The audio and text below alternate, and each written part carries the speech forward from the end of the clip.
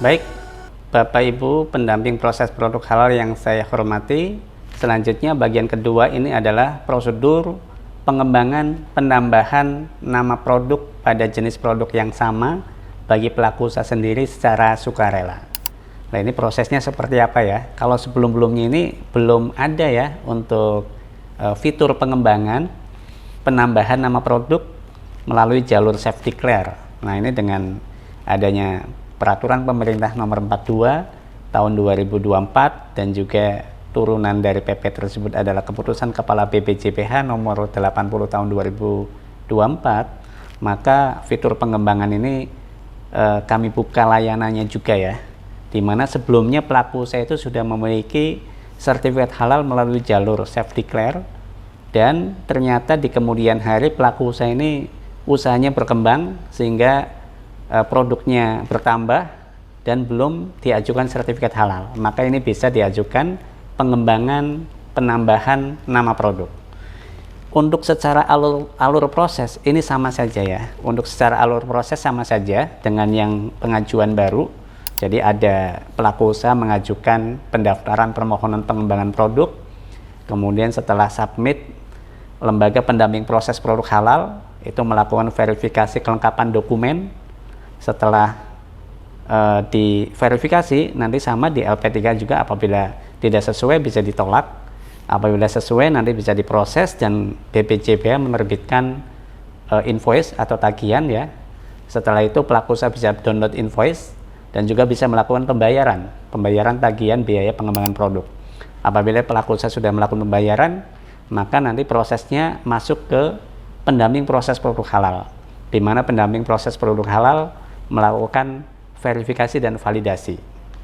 Prosesnya sama juga di pendamping, setelah cek ke lokasi pelaku usaha, ke fasilitas produksi, dari sisi bahan-bahan, dari sisi nama produk, dari sisi proses, dari sisi fasilitas, dan yang lainnya ya. Kemudian juga update di menu proses verbal ya, di situ di checklist sama seperti sebelumnya. Kalau sudah lengkap semuanya, nanti klik rekomendasi dan klik laporan pendampingan, maka setelah selesai klik submit. Selanjutnya nanti masuk ke tim komite fatwa. Tim komite fatwa akan cek, kemudian akan dimasukkan ke keranjang komite fatwa untuk ditetapkan halal. Setelah itu komite fatwa menetapkan kehalalan produk. Setelah komite fatwa menetapkan kehalalan produk, maka sertifikat halal diterbitkan oleh BPJPH. Nah, ini karena pengajuannya adalah pengembangan, maka sertifikatnya, nomor sertifikatnya itu mengacu ke nomor sertifikat sebelumnya yang sudah terbit.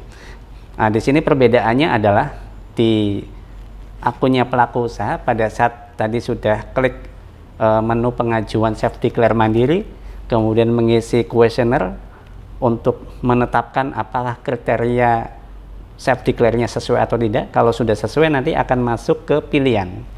Tadi pilihannya ada pengajuan baru dan pengajuan pengembangan. Apabila memang sebelumnya sudah memiliki sertifikat halal melalui jalur safety clear dan produknya belum diajukan sertifikasi halal, pilihnya pengembangan. Begitu pilih pengembangan, di sini diminta untuk mengisi nomor sertifikat halal sebelumnya. Kalau pengajuan baru kan tidak mengisi nomor sertifikat halal sebelumnya, maka langsung pengisian data-data ya. Nah, ini yang pengembangan diminta untuk mengisi nomor sertifikat halal sebelumnya. Setelah mengisi nomor sertifikat halal sebelumnya, sistem akan ngecek apakah nomor sertifikat halalnya valid atau tidak. Kalau valid, nanti akan diminta untuk mengisi data-data selanjutnya. Data-data selanjutnya sama seperti yang pengajuan baru ya. Ada pengisian pengajuan, ya di situ ada apa namanya, jenis produknya apa, kemudian kalau pengembangan ini nama pendampingnya masih pendamping yang sebelumnya yang melakukan verifikasi validasi. Yang bisa melakukan verifikasi validasi adalah pendamping sebelumnya yang sudah melakukan pendampingan. Kemudian mengisi data-data lainnya ya, seperti bahan-bahan, kemudian nama-nama produk, kemudian alur proses, kemudian juga pernyataan halal ya, dan juga dokumen-dokumen yang lainnya, SJPH, kemudian surat permohonan dan seterusnya. Kalau sudah lengkap, baru tadi submit ya.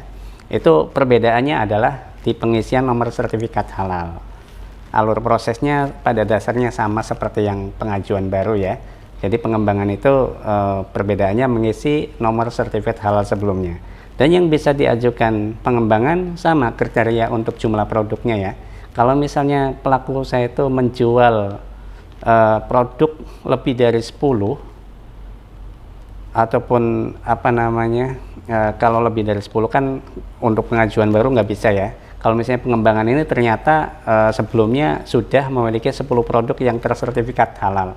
Kemudian ada 5 varian baru yang akan diajukan. Nah, ini bisa diajukan pengembangan. Jadi pengembangan itu dengan 5 varian produk.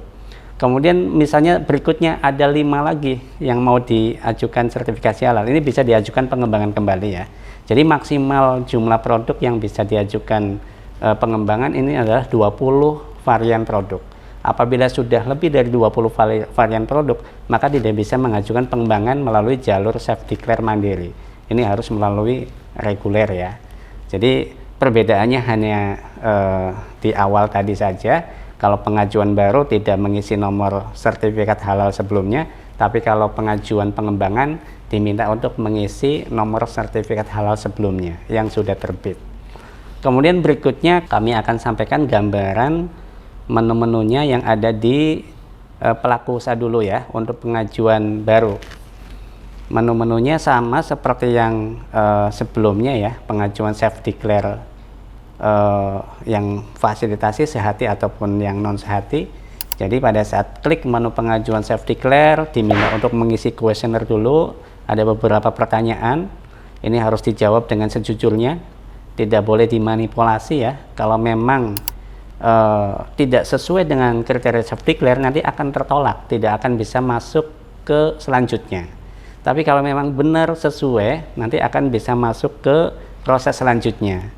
Kalau sudah mengisi kuesioner, nanti di akunnya pelaku usaha ini nanti ada 2 pilihan ya. 2 pilihan. Ini layanannya itu ada 2 pilihan. Pilih dulu jenis usahanya atau kegiatannya apa. Kemudian kalau tadi pengajuannya memang baru, pilihnya yang baru. Klik daftar di kolom baru. Tapi kalau misalnya tadi pengajuannya pengembangan, pilihnya ya di kolom pengembangan lalu klik daftar. Ini kira-kira untuk isiannya ya, untuk isian setelah milih tadi, milih pengajuan baru ataupun pengembangan, ini pengisian datanya itu sama ya, pengisian datanya sama. Dan di sini pada saat mengisi data tidak mengisi kode fasilitasi kalau di sini, karena bukan fasilitasi gratis ya. Ini yang self declare mandiri ini yang dibiayai oleh pelaku usaha secara sukarela. Nah, pengisiannya itu ya nomor suratnya, tanggal suratnya, jenis layanannya, kemudian jenis produknya, kemudian lembaga pendampingnya apa, itu diisi semuanya ya. Termasuk nanti juga pilihan apa namanya, bahan-bahan ya, pilih tab bahan, nanti pengisian bahannya seperti apa. Ini sama seperti yang sebelumnya, pokoknya pengisiannya sama, tidak ada perbedaan. Ini yang di akunnya pelaku usaha ya. Dan yang pengembangan tadi bedanya ya, bedanya ada 2 kalau pengembangan pilihnya di tab atau di kolom pengembangan dan klik daftar lalu diminta untuk mengisi nomor sertifikat halal. Ini di akun pelaku usaha. Jadi bedanya kalau pengembangan diminta untuk mengisi nomor sertifikat halal sebelumnya yang sudah terbit. Kemudian kalau sudah lengkap semuanya, data-datanya sudah lengkap diisi, dokumen-dokumennya juga sudah lengkap, maka klik kirim. Nah, pada saat klik kirim, ini ada disclaimer ya, yang pendamping proses produk halal perlu perhatikan bahwa ini kami di aplikasi sudah menyatakan di sini dengan sungguh-sungguh menyatakan bahwa seluruh pernyataan data dan informasi beserta seluruh dokumen yang saya lampirkan dalam berkas pendaftaran adalah benar. Ini sudah ada pernyataannya ya. Apabila di kemudian ditemukan bahwa data atau dokumen yang saya sampaikan tidak benar dan atau ada pemalsuan, maka seluruh keputusan yang telah ditetapkan berdasarkan berkas batal berdasarkan hukum dan saya bersedia dikenakan sanksi sesuai ketentuan peraturan perundangan yang berlaku ya. Jadi di awal pada saat submit, pada saat kirim permohonan pengajuan ini sudah ada pernyataannya. Jadi pendamping proses produk halal juga harus benar-benar integritasnya harus kuat ya, harus jujur, karena itu sudah ada pernyataannya. Lalu kalau sudah klik submit atau kirim, nanti pelaku usaha juga bisa ngecek permohonannya di menu status permohonan. Jadi di menu status permohonan di situ bisa cek juga ya permohonannya sudah sampai mana, apakah sudah diverifikasi oleh lembaga pendamping proses produk halal, apakah sudah di-verval oleh P3H, apakah sudah ditetapkan halal oleh Komite Fatwa Produk Halal, dan apakah sudah terbit sertifikat halalnya. Itu bisa cek di menu status permohonan. Ini di akunnya pelaku usaha ya, di akunnya pelaku usaha. Kemudian kami akan gambarkan setelah di submit oleh pelaku usaha, nanti akan masuk ke LP3H. Di LP3 juga harus melakukan verifikasi kelengkapan dokumen ya. Di LP3 ada menu namanya verifikasi self declare mandiri.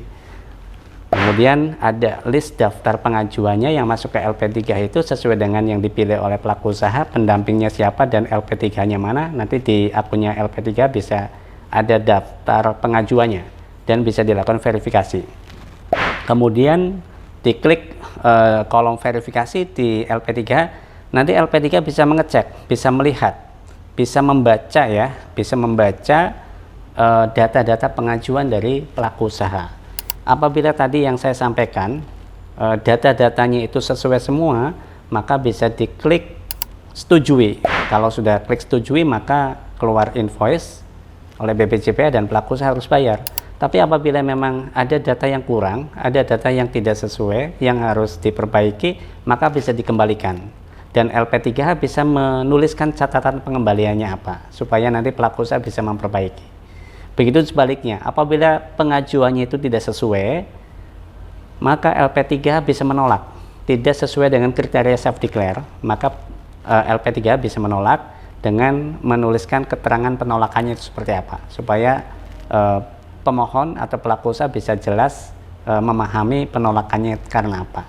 Nah, itu di akunnya LP3H ya. Kalau disetujui ya bisa langsung klik kirim, kemudian terbit invoice. BPJPH menerbitkan invoice. Setelah terbit invoice, tadi pelaku usaha wajib melakukan pembayaran ya. Dan di akunnya pelaku usaha itu nanti bisa lihat di menu tagihan. Di menu tagihan nanti akan ada daftar tagihan yang harus dibayar oleh pelaku usaha, dan pelaku usaha bisa download melalui kolom invoice. Di itu ada icon download, dan juga tata cara bayarnya pelaku usaha bisa download di tombol download cara bayar di sini. Nanti akan muncul pedoman atau panduan ya, panduan tata cara melakukan pembayaran tagihan. Ikutin panduan-panduannya. Nah, ini juga pelaku usaha bisa mendownload invoice, nanti bisa kelihatan biaya pengajuan sertifikasi halal self declare mandiri itu berapa. Itu 230.000 ya.